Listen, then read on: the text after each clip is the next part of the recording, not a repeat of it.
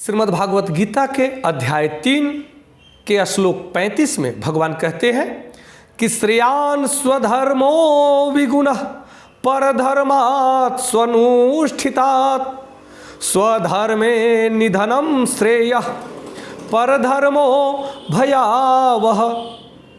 अर्थात भगवान कहते हैं कि अपने नियत कर्मों को दोषपूर्ण ढंग से संपन्न करना भी अन्य के कर्मों को भली भांति करने से श्रेयस्कर है। स्वयं कर्मों को करते हुए मरना अर्थात मरना पड़े तो भी सुख है, सुखद है। भगवान कहते हैं स्वयं कर्मों को करते हुए मरना पराये कर्मों में प्रवृत्त होने की अपेक्षा श्रेष्ठतर है, क्योंकि अन्य किसी के मार्ग का अनुसरण भयावह होता है। भगवान श्री कृष्ण कहते हैं कि हे अर्जुन, जो अपना धर्म है, जो तुम्हारा धर्म है, जो हर प्राणी का धर्म है, वह अपने धर्म को अगर त्रुटिपूर्ण ढंग से भी करता है, संपन्न करता है, तो भी उसके लिए वह श्रेयस्कर है।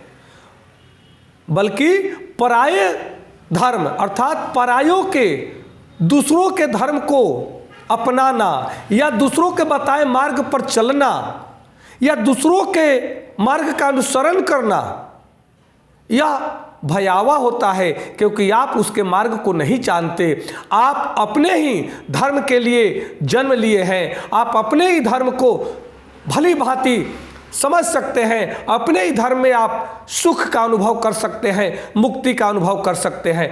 पराया सुख सपने हूँ नाही, कहते हैं परायाधीन सुख सपने नाही।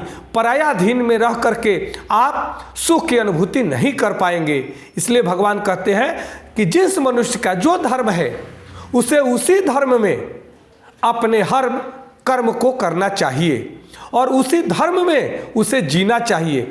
ये धर्म का मतलब ये नहीं, मजहब नहीं है, किसी अन्य धर्मों से ताल्लुक नहीं है।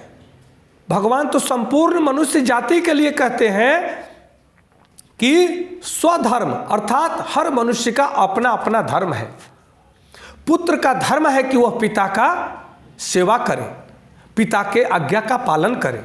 पिता का धर्म है कि संपूर्ण परिवार का संचालन करे, पोषण करे।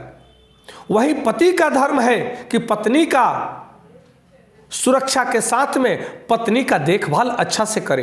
पत्नी का धर्म है कि वह अपने पति का पूरे परिवार का संरक्षण करे, सेवा करे। वही बहन का भी धर्म है कि वह अपने भाई और अपने कुल की रक्षा करे। वही भाई का धर्म है कि अपने बहन की हर पल रक्षा करने का संकल्प ले।